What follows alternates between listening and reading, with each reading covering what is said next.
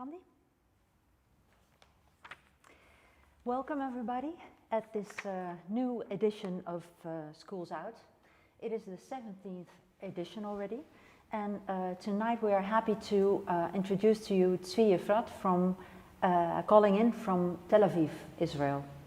And we will talk with him about his latest book, which is called The Object of Zionism, the Architecture of Israel. And it's 950 pages study of Zionist spatial planning and the architectural fabrication of the State of Israel from the beginning of the 20th century to the 60s and 70s. And Zvi describes Israel as a completely artificial construct in which everything is designed, unprecedented in its political and its ethical circumstances. So who is Zvi Efrat? Zvi is an architect and an architectural historian. He is a partner at Efrat Kowalski Architects, architectural office in, I guess, Tel Aviv. And he was head of the Department of Architecture at the Bezalel Academy of Arts and Design in Jerusalem until 2010. And maybe you could call him a member, or maybe even the godfather, of a school of critical and even controversial architects in Israel, of which we here in the Netherlands and in London know the members of Malkit Soshan and Ea Weitzman. Zvi has taught and lectured worldwide, published extensively, lots of articles, curated numerous exhibitions, and the most well-known of them are the exhibition Borderline Disorder, which was the Israeli pavilion at the Architecture Biennale in Venice in 2002, the Object of Zionism in Basel in 2011, and Communal by Commune in Berlin 2015. This book, The Object of Zionism, was first published in Hebrew in 2004 and has been extensively reworked and translated in 2018 and was published then. We have waited for this book a long time, and we have also known Zvi for a long time, for about, well, probably 20 years. When I first met him when we were working with Crimson in Hoogvliet, a new town, and at the time we were also starting a project, a publication called New Towns on the Cold War Frontier, which dealt with urban planning as an instrument for politics. And of course, this was also one of the topics that Zvi was interested in at the time, and which is also part of this book. But he won't be talking about new towns this time, but he will be focusing on the rural and about the experiments in Israel to create new model settlements and new humans in the course of that as well. So the rural, not the urban today. That is for something different now. So Zvi, I will give the floor to you now. Thank you, Michelle and Wouter, for this generous introduction. I prepared this presentation with my friend and colleague Alon Sarig, who will help me also with this technology here. We're going to see a lot of images and a few movies. Okay, I hope we didn't get too carried away with the size of this presentation. We can stop at any point, and I hope that we have time in the end for some discussion.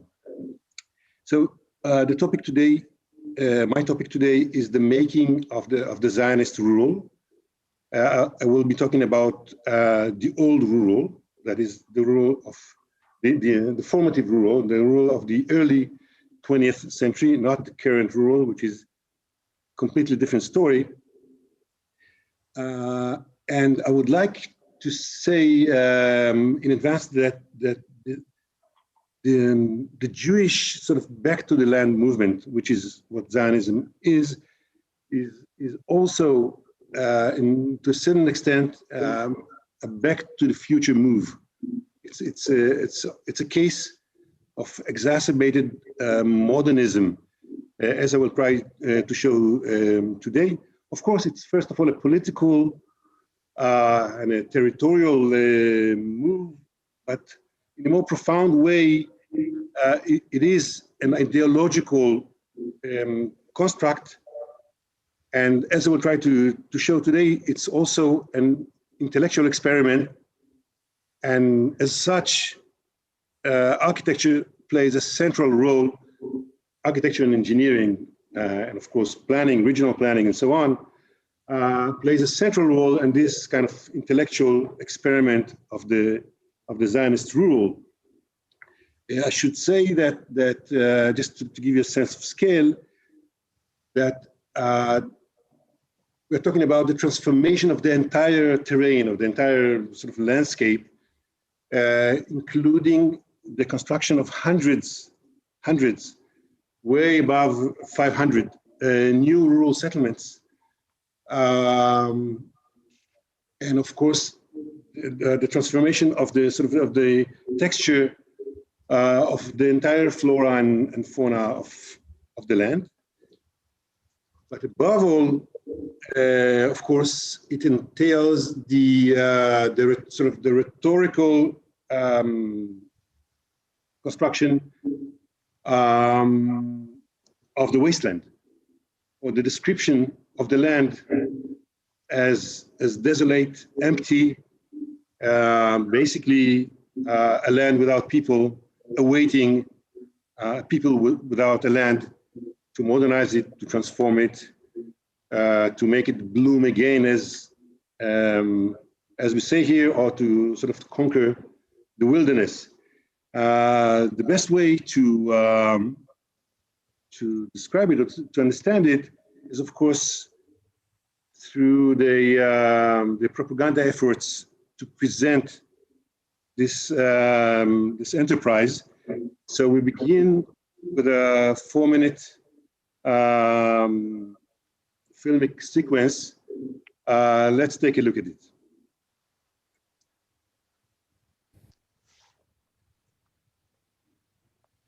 Okay.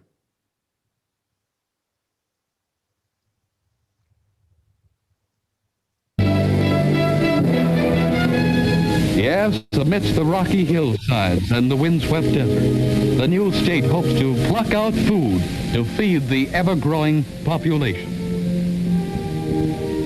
Desert, hills, and swamps. The Hula swamp. Sodden earth and water. Wasted water, which would be a life-giver in other arid parts of Israel. And here is a curse. The swamp never shrinks.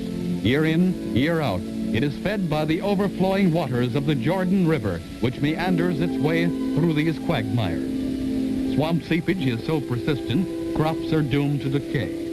Is this wasteland overwhelming, or is it possible to challenge nature?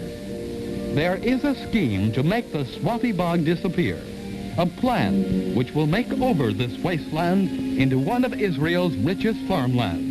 The center of planning for this gigantic project is the Karen Kayemet building in Israel's capital, Jerusalem. Here, the architects and draftsmen of the Jewish National Fund are blueprinting the future face of the Hula Valley. Some are themselves recent arrivals.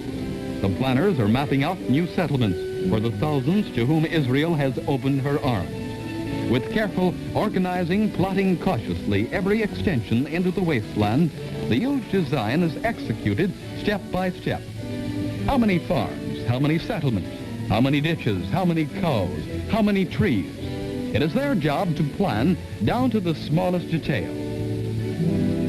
On the map, you can see the experts' bold intentions. When the swamps are drained, a central channel, a new riverbed, will carry the waters of the Jordan south. It will pass through land reclaimed from the bottom of the Hula Lake, which will also be drained. If this stream could be widened, deepened, it could rush south like a vein, drawing away with it the pus-infested swamp water, leaving behind a moist land, ripe for cultivating the food for Israel's growing population. The nation must concentrate on the work ahead. The future is being charted. This draining of the swamps, which has been a dream of many decades for Zionist pioneers. Engineers are at work right now overseeing the first stage of the project. When their image comes true, the entire Hula plain will receive fresh water. The swamp of the Hula Basin will disappear. Pipes must be prepared in advance to irrigate the Hula plain. The 24-inch tubes will carry in an ordered fashion gallon after gallon of water to the same lands where rainwater stagnated or wasted away in evaporation. 100 new villages will become possible to absorb the biblical land's returned children. Channels and irrigation ditches are prepared on land adjacent to the river in the heartland of the plain. Virgin roads are being inched out to connect new settlements that will spring up at the horizon. Lake Hula, which forms the heart of the valley, will disappear from the map. In 2 years' time, the lake will be drained, the bottom made over into a moist, fertile farmland. The welcome hum of machinery will announce the creation of a new civilization on a soil drained of decay and disease. Where neglect is reigned, a better life will be given a concrete foundation. This is just the beginning as Israel solves its most urgent problem, feeding itself. The arm of progress will draw away the hand of decay. The weeds will be pushed back and the last swamp drained. The ingathering of the exiles will continue, and there will be food to feed them. There is something beneath the plain and swamp of the Hula. There is hope. There is beauty. There is life.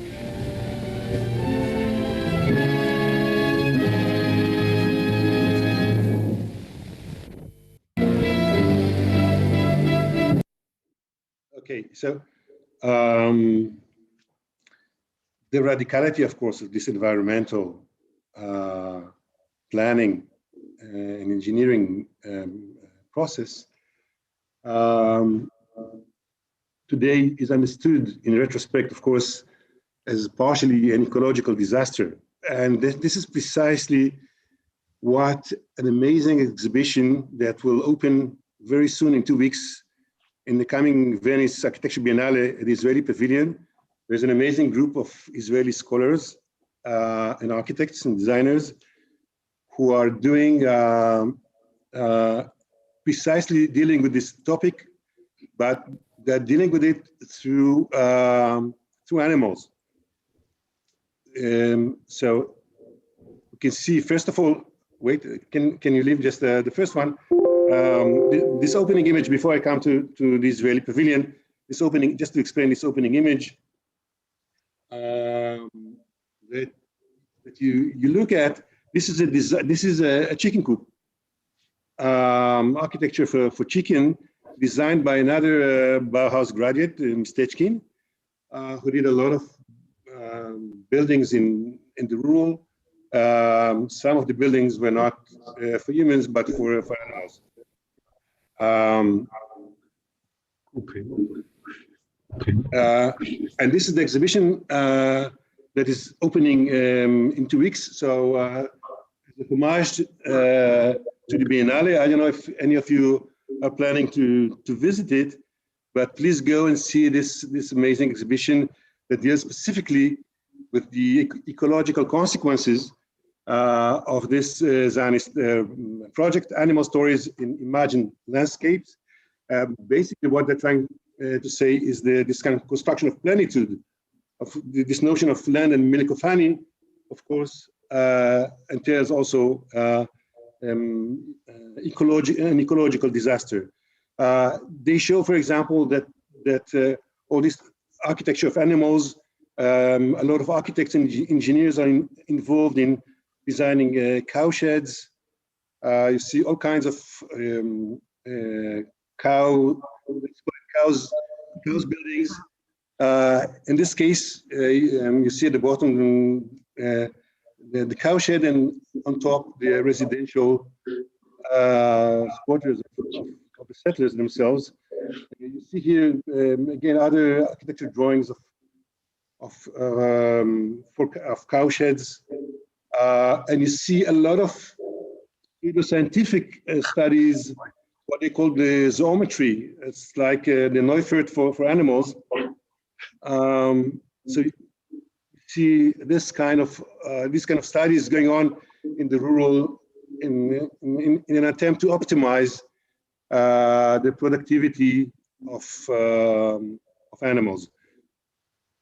Here, chicken coops, and just very briefly, just to mention it, an amazing story that they bring, which symbolically tells it all, is the story of the black goat, which was always considered by the Zionists as harmful because it's everything basically, and it creates kind of a desertification of entire areas, according to, of course, to the Zionists.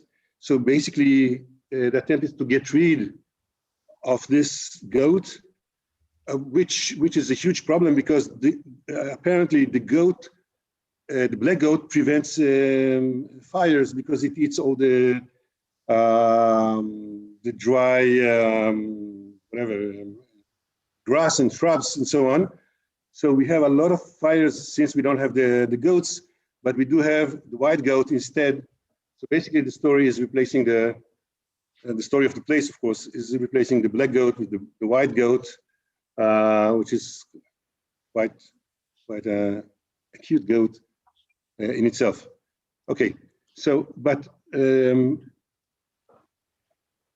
order to understand the deeply ideological foundation of the rule, I would like to show you now another film excerpt, now from a film done in the 60s by Pier Paolo Pasolini in a visit to Israel. It's not really a film, it's a kind of a shooting in Palestine in a preparation for a film. In the end, he decides not to shoot the film in Israel, but we are left with this amazing footage of his visit in Israel. Let's look at 4 minutes from Pasolini.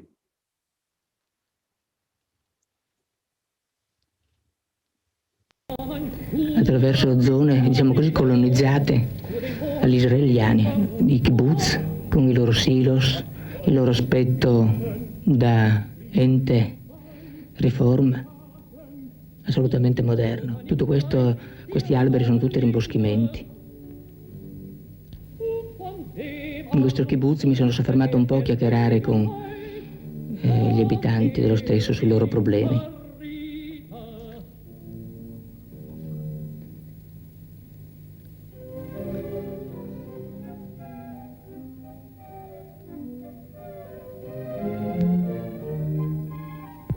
Ricevono amici, gruppi più chiusi di amici e organizzano in questo modo le loro serate. Vedo, lei è un bambino, mi pare, un bambino di quanti anni? 2 anni. 2 anni. Lei le sembra che i rapporti suoi di madre con questo figlio siano belli, siano buoni, siano fecondi, o ha qualcosa da ridire in questo modo di educazione?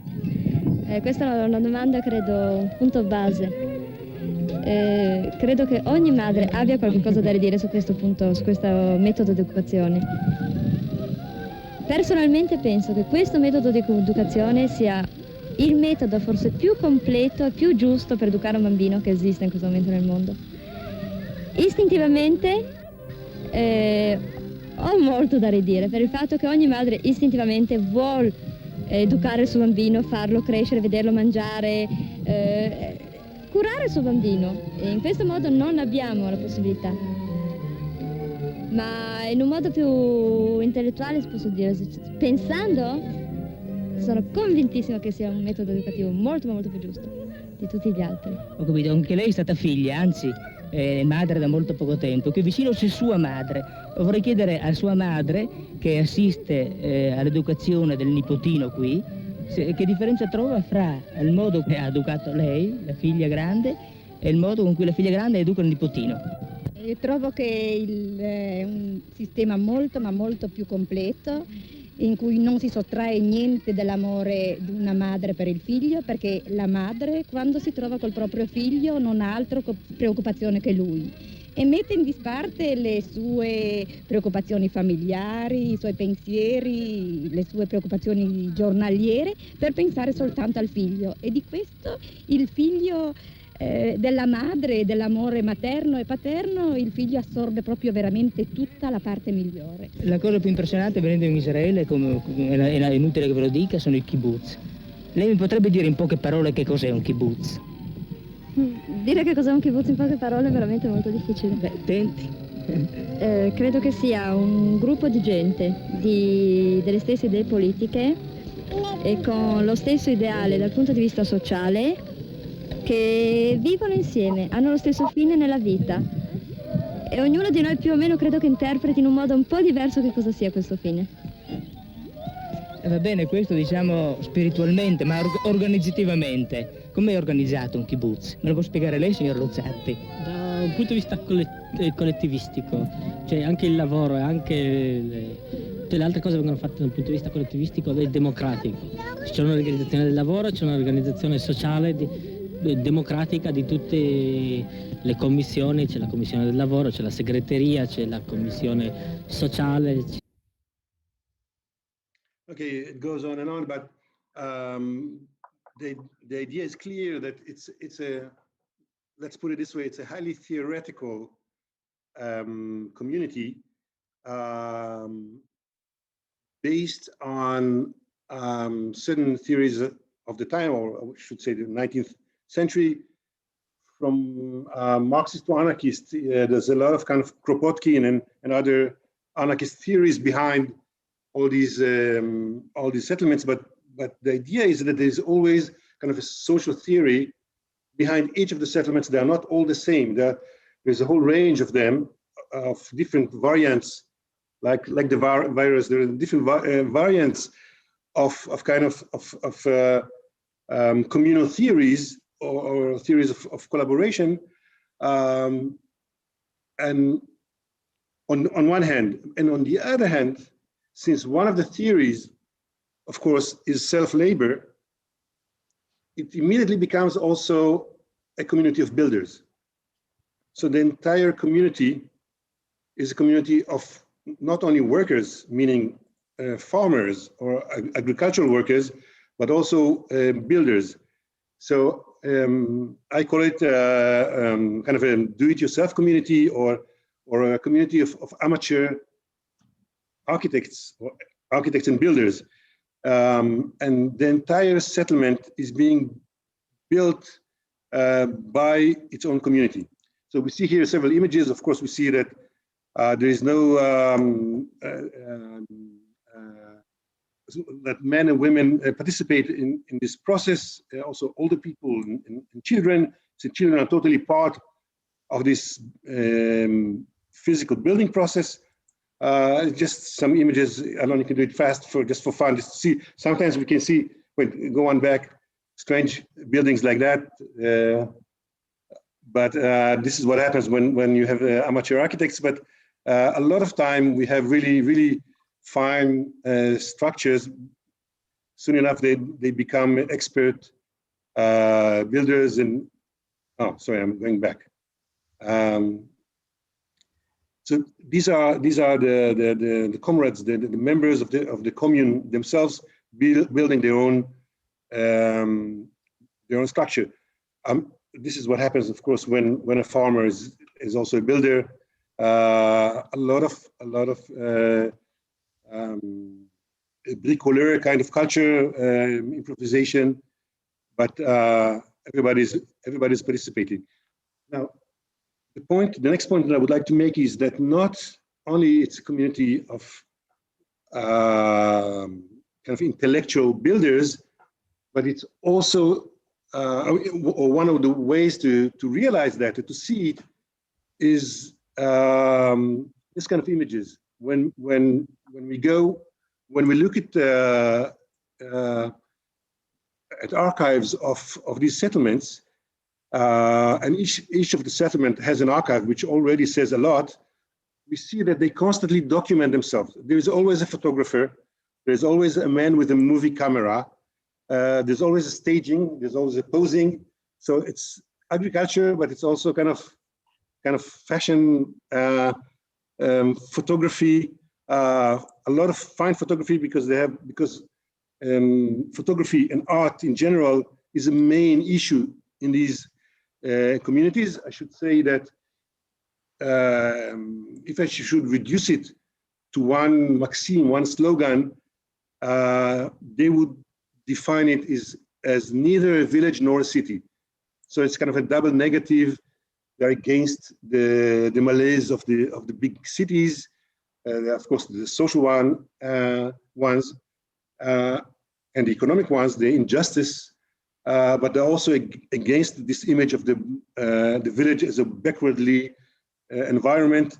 For them, the village is totally an cultural, intellectual way of life.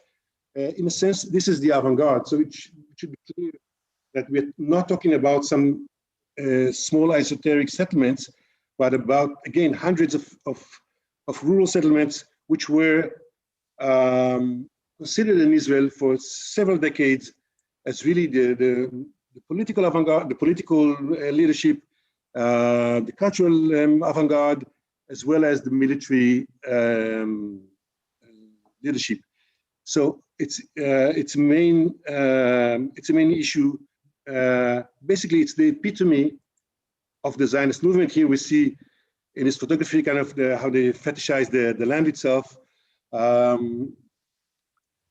and constantly documenting themselves in this process of agriculture. And we see the slippage very soon between farmers and almost a cult of nature, of agriculture. So we see in all these rituals and holidays, which are all documented. I don't think that there is any other village anywhere that is so, not only so architectural, but also so much photographed and documented. And each of these hundreds of villages has its own very elaborate archive. So we have all these amazing kind of Dionysian dancing in the fields during the holidays. Yes. Okay. So not only photography, as I said, but also there is a movie camera oftentimes. And I would like to show you one of the interesting cases of self-documentation. The story is about Ari Glass. Ari Glass was a Bauhausler, a Bauhaus student, a graduate of the Bauhaus during the late 20s. He becomes a photographer.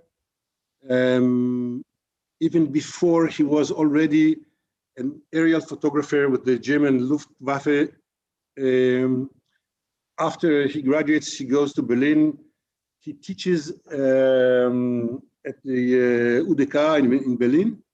He meets in Berlin Marlene Dietrich, the famous diva.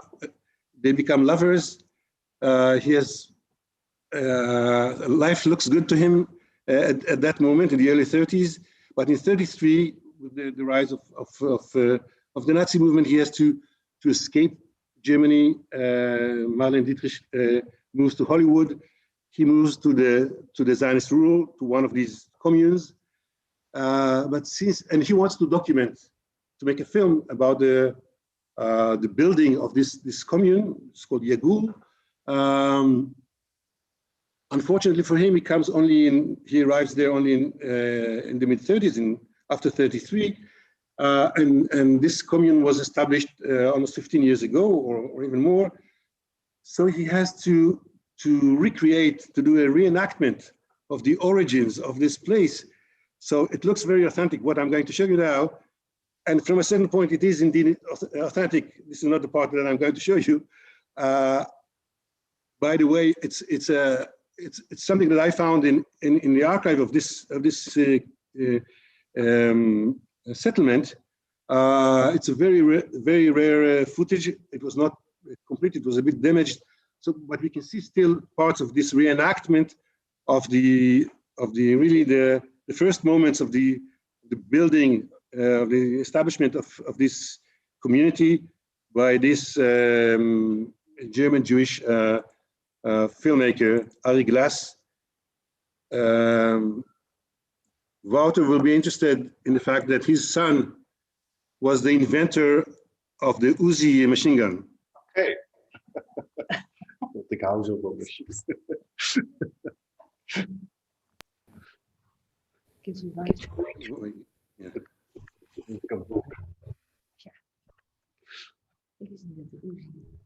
een Israëlisch.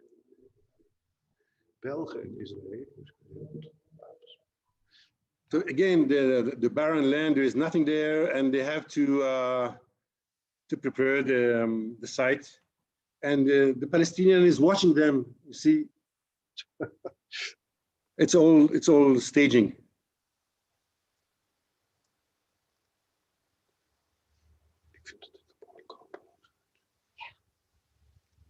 Yeah, Alain said it looks a bit like a Western, like an old Western.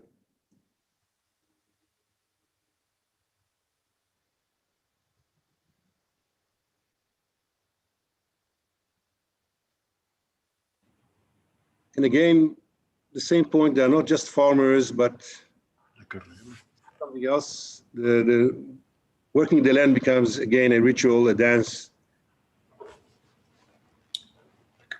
Is het weer zover? Nee, want dit is van hemzelf. Hè. Oh ja.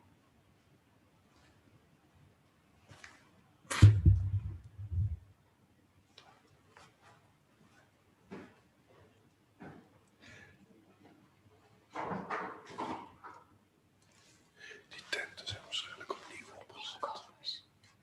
Denk je niet? 15 jaar later hebben ze toch geen tenten meer. Okay, this part, of course, is already, this is authentic. This is not a reenactment. This is, now he's already shooting. This is the 30s. We see a few more seconds.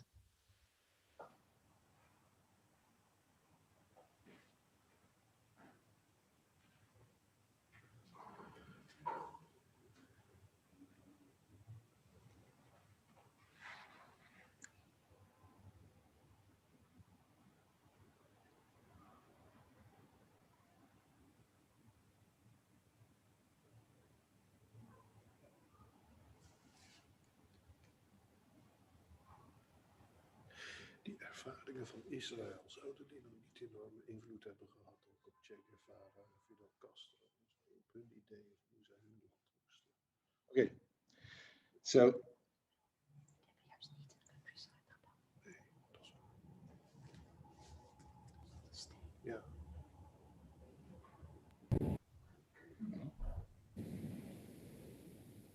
Ik laat het gevoel. Dat gevoel. Zeker. Sorry, one second.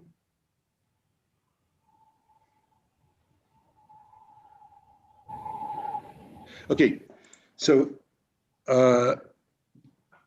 if I was really trying to make a point about this sort of the truly total participation of the entire community in this architectural process, in this process of both design and building, I'm now I have to make the sort of the complementary or the dialectical point, which is for me really astounding.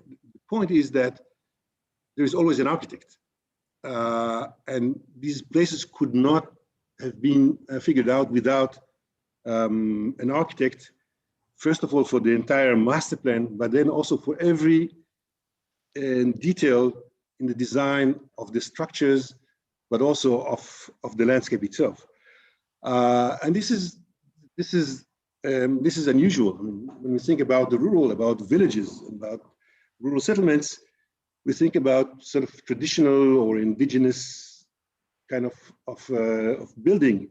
The architect is not really present there. There's no village design that we know of, and certainly not as part of kind of the modernism. And here, not only that we see that we have that every settlement is so much premeditated with all these fantastic diagrams. Again, to the last detail, what we see here, for example, this simple diagram tells basically the entire story. First of all, we see that the figured ground here is a bit different from what we are used to, because the trees or the green part, the landscape is maybe more important than the buildings. The buildings would be the black dots. And what we see also is the invention of a new kind of planning, basically planning without any notion of private property. Not here, this one actually, if you go one back. The idea here is to create a settlement that doesn't have any inner boundaries or doesn't have any parcellation or any division to lots. Everything belongs to everyone. The reason is, again, that theoretically and practically, there is the most fundamental idea is to get rid at all with the idea of private ownership. So you don't own anything. You don't own the land. You don't own your house, which is not called a house. It's called a room or a zimmer, because the entire settlement is the house. And you don't even own your children. As we will see, the children are living separately in a sort of commune within the commune. So what we see here is an architecture without parcellation, and we see only zoning. So there is at the bottom, the productivist zone with the cowsheds and the other noisy and smelly parts. And inside, we see the residential part, but also all the public buildings, as I will in a moment describe. Because of this social structure, they have to invent totally new forms of settlements or of architecture. So basically, what we see is a machine that constantly invents new forms of architecture. Let's see just briefly, visually, a few of them. This one, by the way, does have a parcellation. It's not totally communal. Only in the center, the central part is cooperative or communal, but people still have, farmers still have their own parcels, their own lots. So some are like that, and some are totally, or here we see, again, some kind of inner lines, which are the parcellation, and again, the central zone. But here we begin to see something very, very new, very strange. This is by Richard Kaufmann, a German Gartenstadt planner who immigrates in 1920 to Palestine and becomes the official architect of the Zionist movement. And he designs hundreds of rural settlements of all kinds. These are the first communal settlements. It still looks a bit formal, a bit kind of almost neoclassical or German Gartenstadt with kind of central axis and kind of mirror effects and so on. But we begin to see that he is trying to deal with the idea, with the problem of how to design a commune that does not have this kind of private lots. So his early communes looks a bit like suburbs in Stuttgart or in Köln, but as we will see now, we begin to see other kinds of more free forms or more informal arrangements, and more the idea of architecture without any boundaries, inner boundaries or inner parcellation. And what's so interesting here is that, again, the gardening, or what we call today the landscape design, is not only essential part, but this is the main issue here. And oftentimes, the gardener will be the first planner. So the infrastructure, the foundation would be by the gardener. So every tree is designed, is numbered and named and placed exactly where the gardener wants it. And the entire look at the pathway system, kind of this informal, almost picturesque pathway. So there is an excess of architecture and of design But the purpose is not to formalize the place, but to give it almost an organic or informal look. So look here, well, it's not even detailed enough. We cannot zoom in more, but you can tell that in these plans that everything is a design. There's nothing spontaneous here. There's nothing that is left for chance. These amazing plans of rural settlements that a moment ago I said that they are kind of built by the community itself, or by the community of amateurs. But now I'm showing you also the other side, that there's always also an kind of a total design of everything, and the total design wants to achieve this kind of a very loose, comfortable, informal space without boundaries, or like this, which is quite amazing. So these, in this case, this pool, the swimming pool, is part of the space. It's not fenced out somewhere, but part of daily life of this community. Or this example is a very good example of what happens when there is, on one hand, always an architect. By the way, the best architects of the time were working for these communities. But on the other hand, there's also the total involvement or say of the community itself. And what you see here, I don't know if you realize, is a bit strange, because these small spaces here are the living spaces, the very Spartan spaces, because most of the functions are not happening at home, as I will show in a second. The children are not at home, eating is not at home, but yes, sleeping is happening here in the room, and the shower and the bathroom is facing the settlement's pathway, so the public space. Why? Because if one of the comrades, one of the members of the community has to take a shower or to pee, he has to use it. So even your bathroom is not yours, and this is how it works, and this is how it works rhetorically. So you don't have you cannot express an ownership on your own bathroom. Okay. Now the involvement of architects in this process is quite amazing, and it's amazing because what we see in these settlements, at least in the 20s and 30s and 40s, but also maybe later, is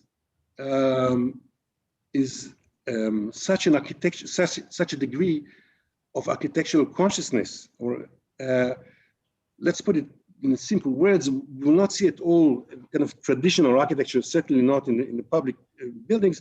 What we see basically is a lot of high-end modernist architecture. In Israel, we call it Bauhaus, even if it's not necessarily Bauhaus, but we see all kinds, different kinds of modernist architecture. But all this amazing kind of modernist white architecture is happening in the rural, and this structure, for example, is a dining hall. Dining hall is the main kind of public building in such a settlement. And this is where the entire community meets at least 3 times a day, but usually also during the evenings, because during the evenings they have to do meetings in order to discuss issues and to vote. Everything has to be decided together to the smallest details. So it's basically, these buildings are kind of social containers or condensers of the entire, they have to allow for the entire community, that could be several hundreds of people, 300 or 400 people, that they all fill in this kind of architecture. It looks a bit like an ocean liner. Okay, in this case, this newcomers to the kibbutz, and this welcoming event. So the building has these rooftop and balconies to allow not only to contain the community, but also this exchange with the landscape. So it's also always about a lookout or about being part of the surrounding of the environment. And we see a lot of this kind of architecture in these rural settlements. Sometimes you'll see tents and wooden shacks because they're not yet built. People are living in these places, but the public buildings and the cultural buildings, the educational buildings will be this kind of modernist buildings, flat roofs. So we don't see the gable roof in the rural only if it's residential. All the public buildings would be roofless. This was a school, swimming pool. Sports, of course, is a main issue here. Again, some of the best architects. This is another Ariel Sharon, another Bauhaus graduate who's designing entire settlements, but also some of the major buildings, like in this case, a dining hall in the kibbutz.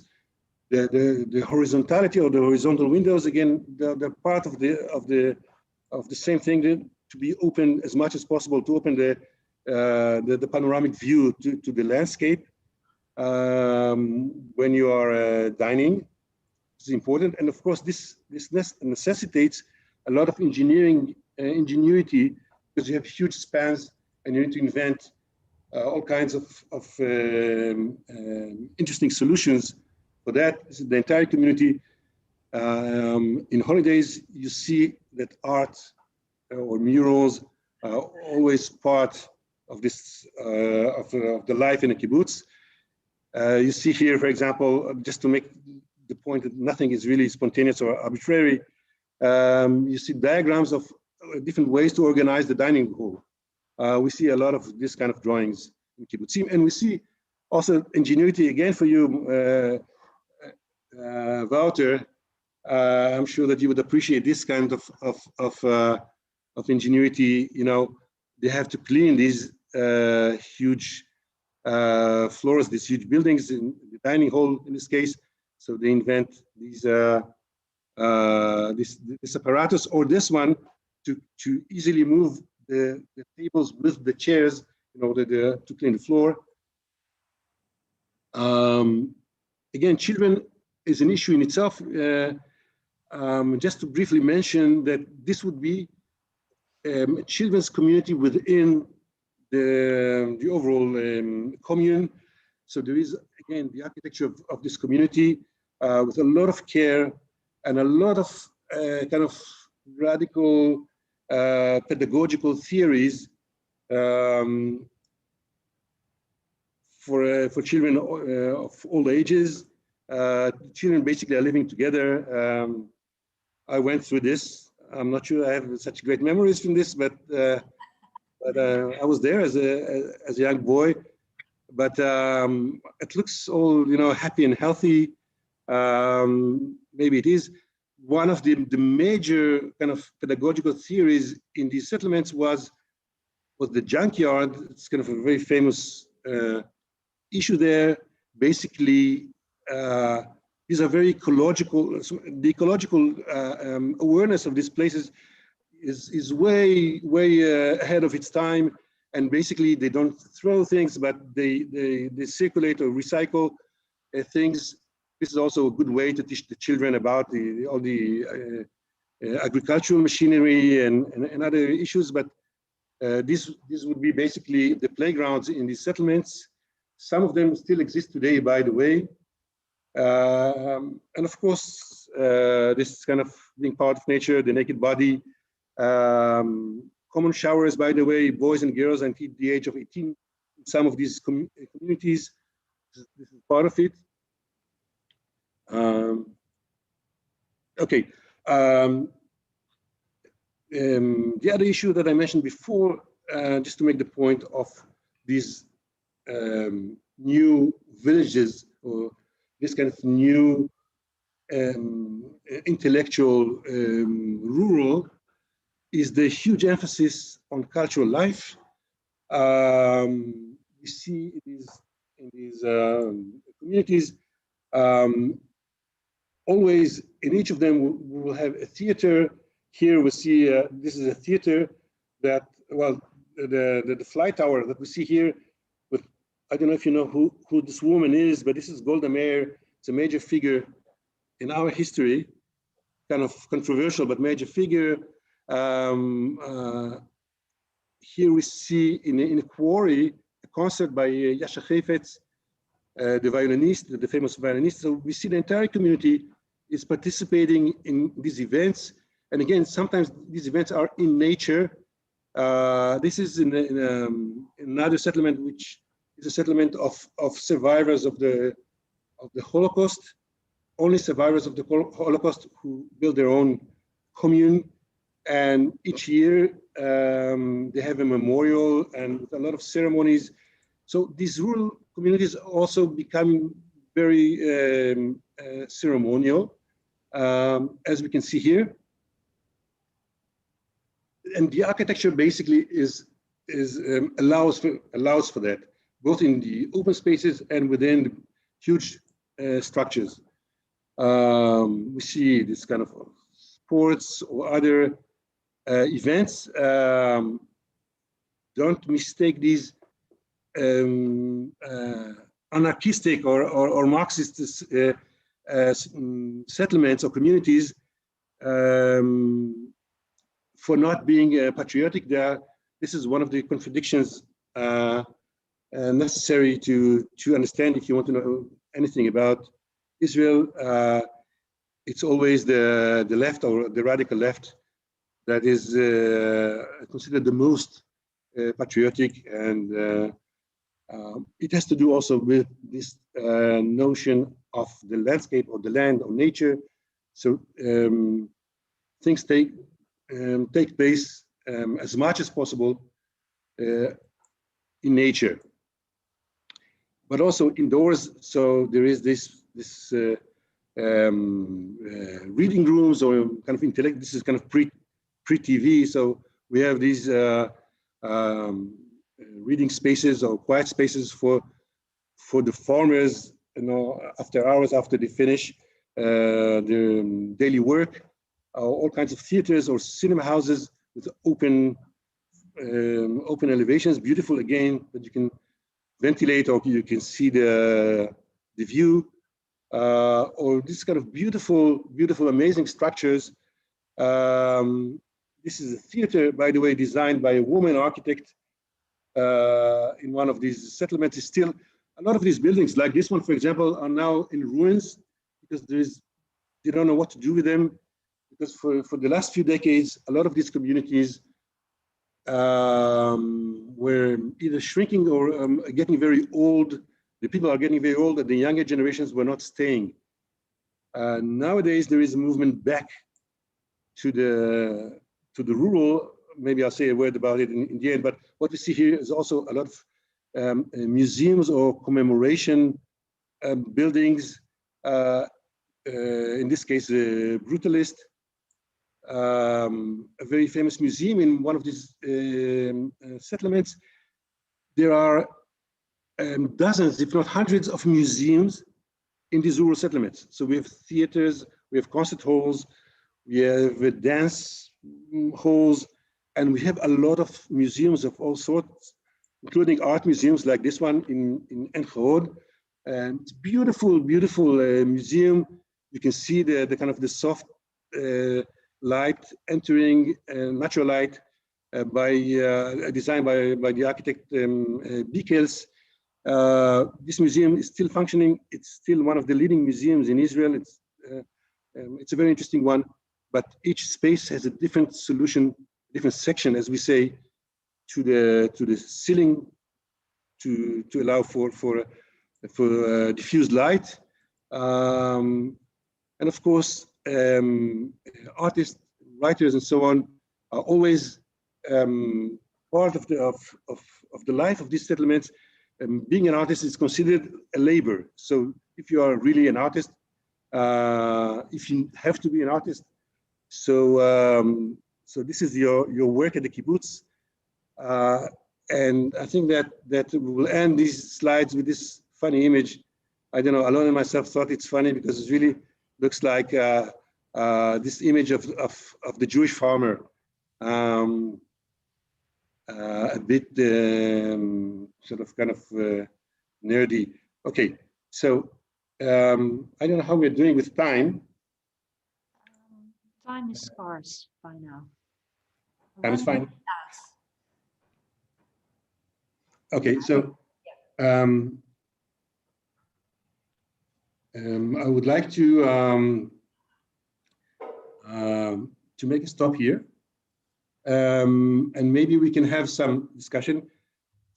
If it's okay, in the background, we can have.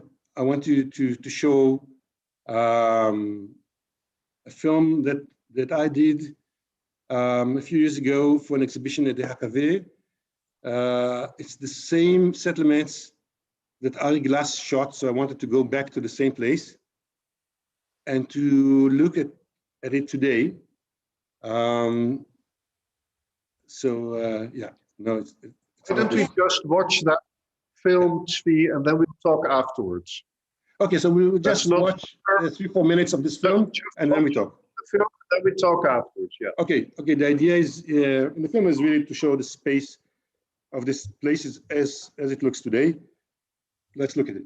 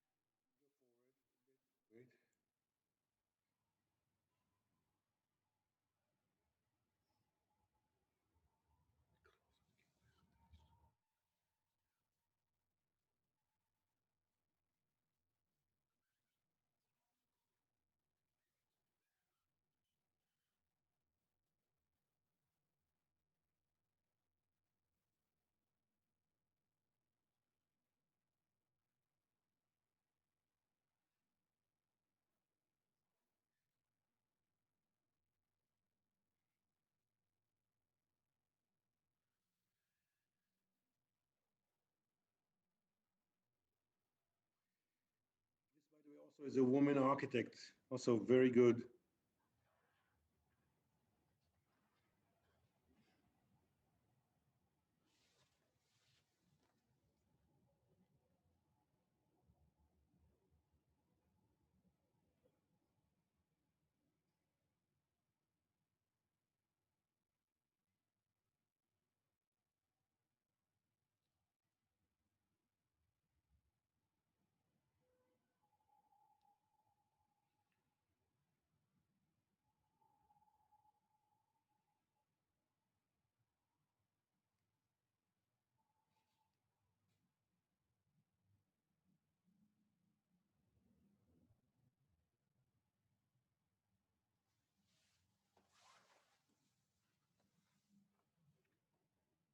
Yeah, this is exactly, Wouter, what you said before, that you almost cannot see the architecture today because the vegetation is so so much covering or taking over. The space looks almost like a tropical environment. Remember that it is not. Okay. I think that we can end here. Okay. Thank you for this part. Yeah, thank you for this presentation. I must say, I think we were both struck by the beauty of the images and of the villages.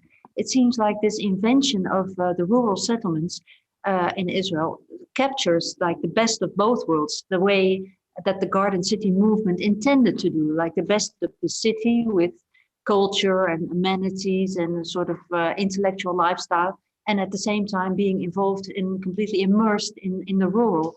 So and this being completely constructed is quite amazing at this scale. So it has such a lot of really interesting aspects. But how are these settlements evaluated today by Israelis, but also by yourself? Why did you make this movie?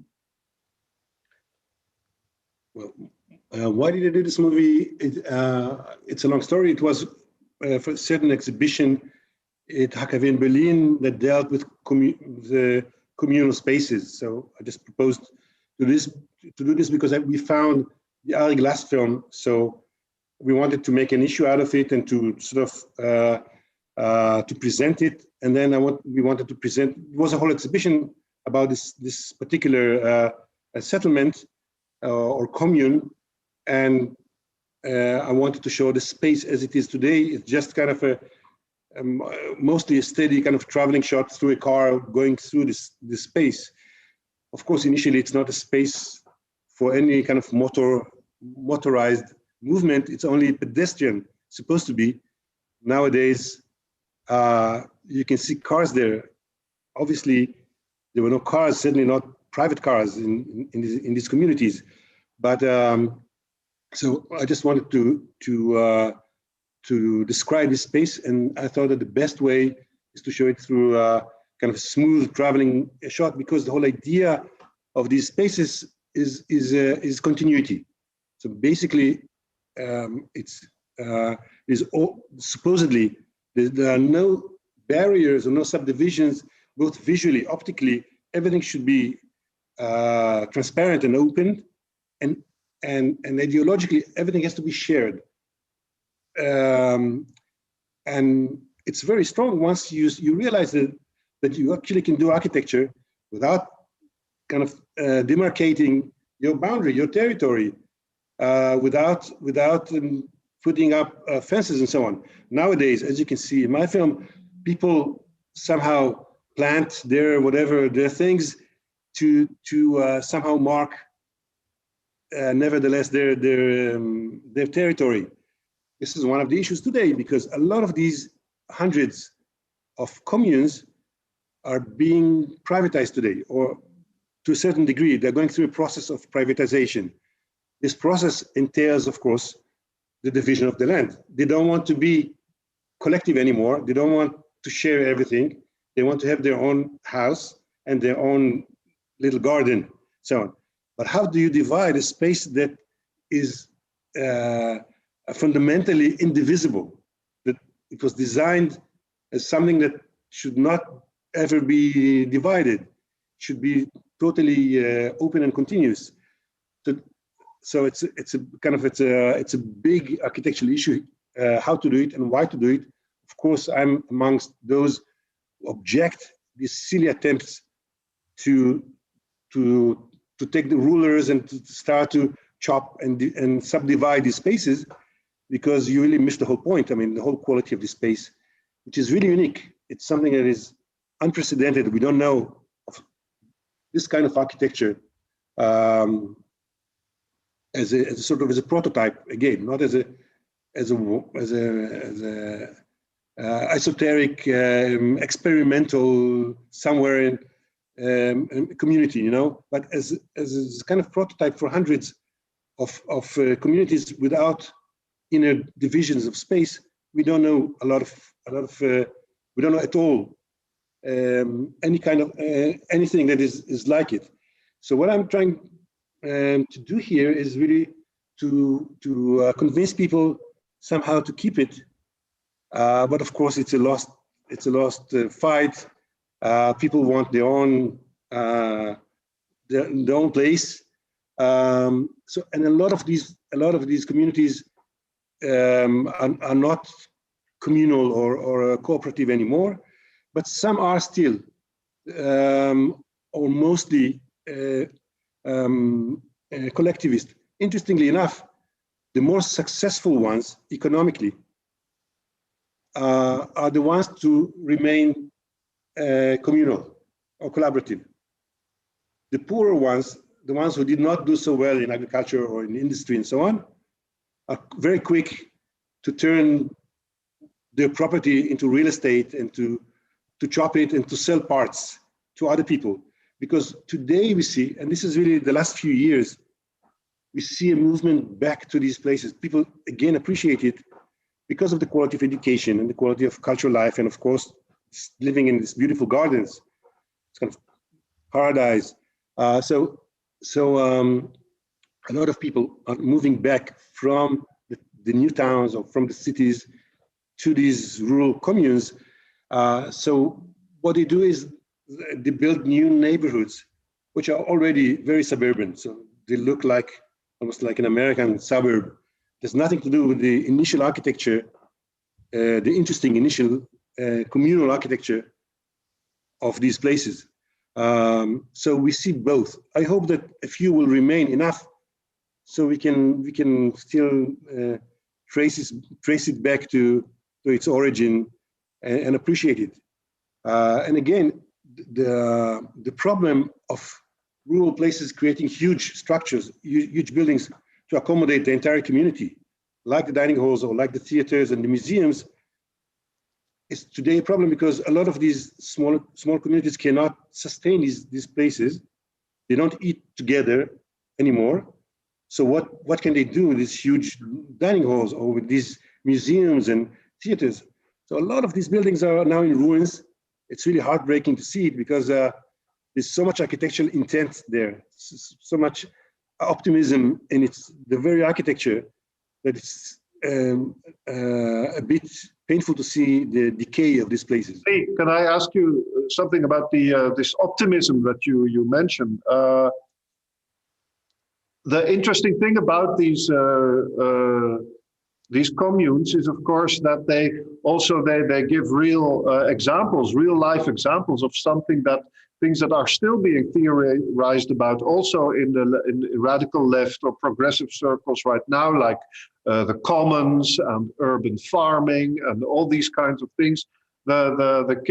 These communes seem to give a very early and very convincing and very enticing examples of that. And I can. Also Michel and I were talking that while you showed us even the propaganda films, that it does look extremly convincing, and it looks, we would sign up immediately. But on the other hand, even if we look at it from that point of view, that they seem to give such a relevant perspective, even now.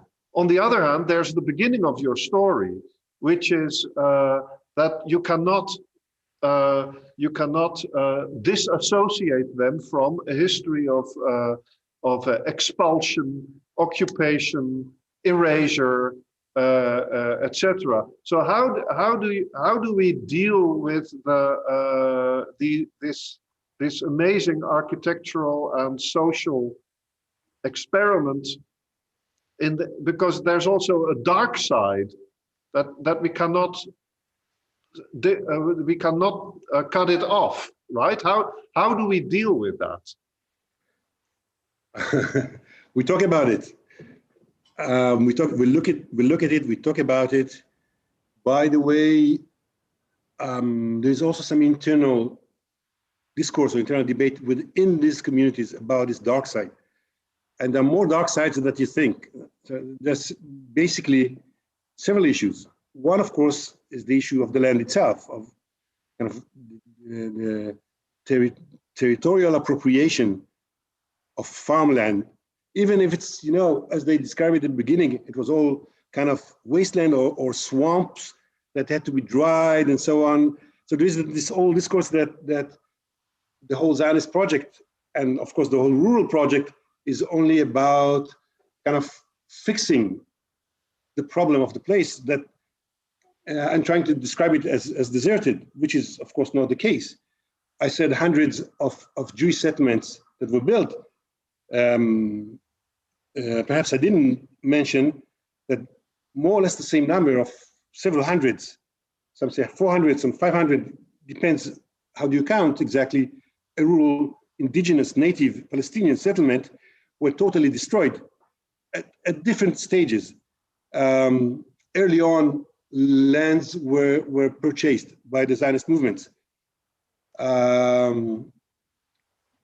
Zionism was very well-organized movement, and it had its own funds and fundraising mechanisms. It was extremely efficient, as I was trying to portray, and it had its own architects and engineers. So everything is sort of planned and premeditated, certainly on a regional scale. So at first, a lot of lands were bought, but also later on, with the wars and so on, lands basically were confiscated or appropriated by the state and then given to the rural settlements. The land and a lot of the water, which was subsidized and so on, because again, the agrarianism was so fundamental to the Zionist movement, which in a sense was blatantly anti-urban. So at least in the propaganda, it was all about from the city to the village, or from the city to the countryside. It's about sort of inhabiting the rural areas, the countryside, which also has a lot to do, of course, with the image of the diasporic Jew. The European Jew was always an urbanite because he was not allowed to own land. So the revolution has to do also with this kind of symbolic image of the Jewish farmer or the Jewish worker. But as I showed in the pictures, he cannot be just a worker. So he has to be also an intellectual worker. So you can see it very well in their own self-documentation, how they portray themselves. Yes, they're working and they're relying only on self-labor, so they're not hiring because there's no money involved at all in all this process. Okay, it's all sort of money-less. So it's labor, yes, but it's also intellectual labor. It's also about culture. It's about a constant debate about these theories, and it's about an attempt, which is what's so radical about it, is actually the attempt to actually manifest or perform these theories on site, or to actually build these communities. And that's what they do. At least for several decades, they build it, and they build it themselves. Of course, with all the support of the Zionist sort of infrastructure. But basically, there is here an attempt to materialize materialism in a sense. Zvi, could you say something? Wait, just let me finish just my answer to you. So one dark side is the entire relationship the Palestinians or with the indigenous communities here, which you could see just for a second in the film of Ari Glass. Yeah. But this is, of course, the main issue. But there's also other issues, because basically there were what we would call today gated communities. There were communities of ideologues who share the same ideas, but they're not open to everyone. Okay. And for example, what later on in the 50s and 60s, the main critique would be that they were not accepting, for example, members who were not part of their communities or were not European Jews. So Jews coming from Arab countries, for example, the newcomers or the new towners of the 50s and 60s were living in these new towns, while these so-called farmers were living in these very prosperous communities. And this was the beginning of the political rift in Israel between and the end of the left, basically the Labour parties, and the beginning of the Likud parties or the right-wing parties that we experience until today. So it all has to do with this. And the story goes in Israel, everybody knows that these swimming pools that I showed you were sort of one of the rhetorical tools of the ingenious right-wing political leader Menachem Begin, who said, "Look at these people. You know, they're not Spartan farmers. They have swimming pools, and the swimming pools were the image of this kind of rich or bourgeois, farmers, kind of hedonistic life in the rural, while we suffer, or you suffer in the new towns." So yes, there is also this issue, and of course there are other issues that have to do with this kind of education. A lot of people feel that they were victimized by this kind of communal education, that they're not living with their parents, they're living in these mixed boys and girls society until very, very late. And they had all kinds of problems, psychological problems. There's a lot of writing about this in Israel. So yes, there are many dark sides to it, and we certainly should discuss it. But tomorrow, for example, Saturday, I'm going to see, and it's only an hour and a half drive from Tel Aviv, to see an amazing exhibition in one of those rural museums.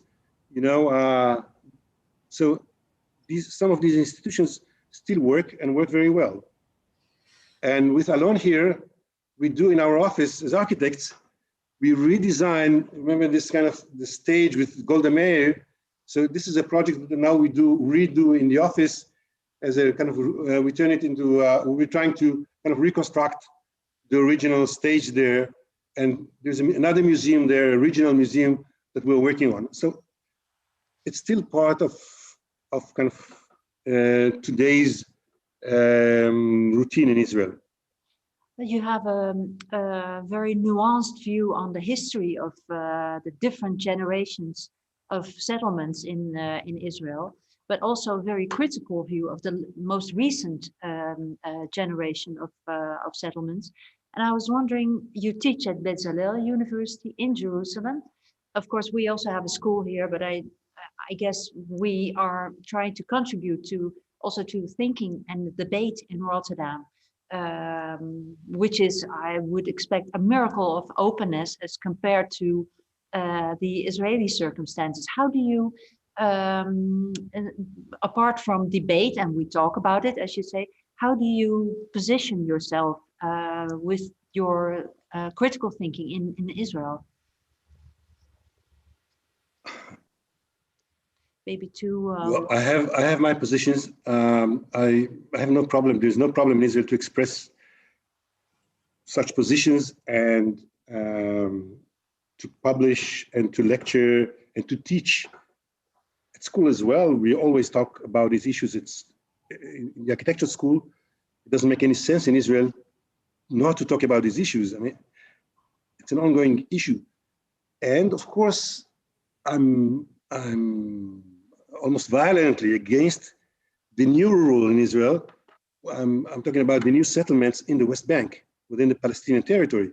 What happened is basically with the move from, let's say, from left to right, or from labor parties to right-wing parties, the right-wing parties basically adopted this rhetoric of the rural and the periphery and pioneering and transforming the land, blooming the land and so on. But what they did is they start, and they still proliferate many new settlements, as did the old left parties. But what they do now is not anymore agricultural settlements or productivist settlements, or what I call settlements of builders and so on. It's certainly not, but this, it's still community, ideological communities, but now it's either religious or kind of nationalist. And this is only dormitory communities. We call it community settlements. The people who don't grow anything, or usually they don't produce anything, they go to work, they're commuters, community of commuters, they go to work, I don't know, in Jerusalem or in Tel Aviv, and return to their it's really super gated communities, because they're amidst the kind of the more precarious Palestinian territory. So they're totally protected with kind of electronic fences, with all these cameras and kind of apartheid roads, or roads that only they can drive on them. Palestinians are not allowed. So they're totally homogeneous, gated communities, and not at all productivist. Some of them are trying to imitate with the architecture somehow the look of the old settlements. Sometimes we see the water tower, or kind of more rural look, but it looks totally fake, and it has nothing to do. It's the opposite of the old rural. I guess that is one of the. I was thinking, see, because more than anywhere else, maybe this knowledge of architectural history is important for. Well, is important for how to position yourself in the now. Survive. It's important to survive. So I was just thinking, because you have been such a fertile architectural historian, and not just an architect. For us, Michelle and I and our colleagues at Crimson, most of us are architectural historians, but then raised or educated as historians and not as architects. And of course, there's an entire school, actually. Most of the well-known architectural historians are, in fact, architects, but especially in your case, would you say that you can even be an architect without being a historian? Such an interesting question. I think that in order to be an architect in Israel, you have to be a historian, or at least very well versed, at least in the local history. And you have to be someone with I don't know, with a heart, because there's so many different issues, so many delicate issues. Just this morning or last night, there was a huge disaster. I don't know if you followed the news. Yes. There was a huge disaster in Israel. Yeah. By the way, not far from this place that I just showed you, this community in the rural, in the Galilee. It's kind of a beautiful setting. And there is a highly Orthodox community who are now, I don't know, 10, 15% of the Israeli population. It's not kind of a negligible community. It's quite sizable, and they have a lot of political influence, but they have their own holidays. And the disaster that happened, which has to do somehow with this kind of crazy rituals of a community that is getting more and more radical religiously. It was not happening a few years ago. It's something new. There's nothing to do with the tradition. It's a very kind of contemporary rituals that just evolved out of nowhere.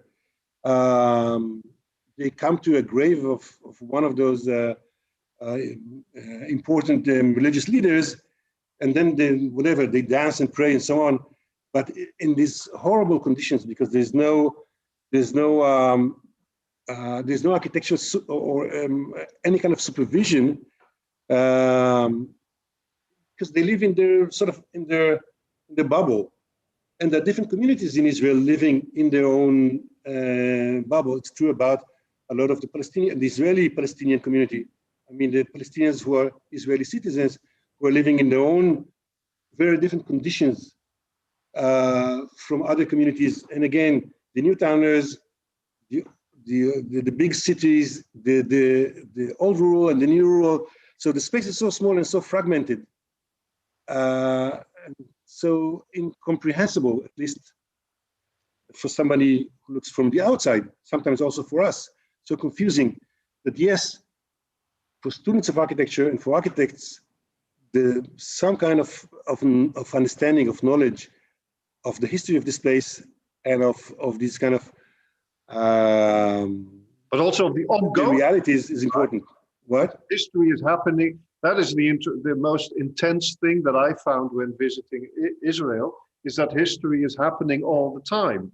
It's happening in your face as we speak. And that is the complexity of your country is so huge. Not only history, what's happening, and which is the present is already so complex that it is. No, but referring to history, what's so frightening, so awesome, is that it's not history itself, but it's the reconstruction or restaging of history, of the historical narrative.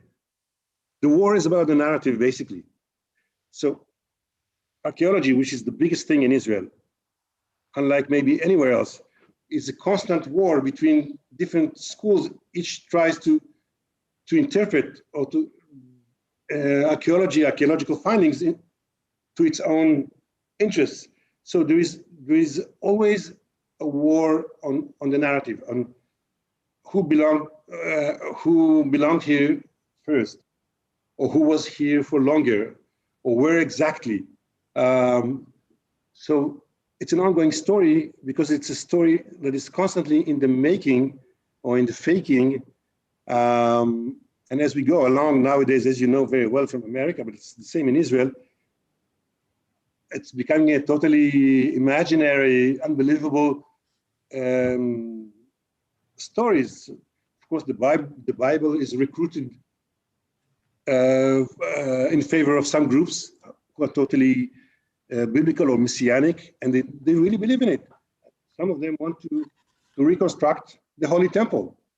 So anyway, so it's a story. It's not about history, only about history. It's about historiography, or the writing of history, the constant writing of the walls. I love what you said about history is constantly in the faking, and I think on that note we can end.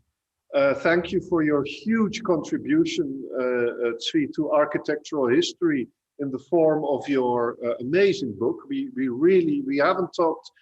We could spend another 1.5 hours just talking about precisely how the book is made and how wonderful it is, and what a joy it is to have it.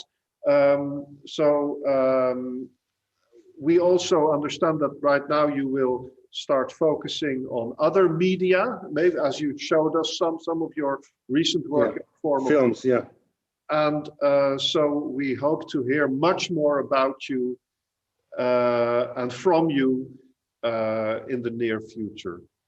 And with that, we'd like to say goodbye to you and Alon.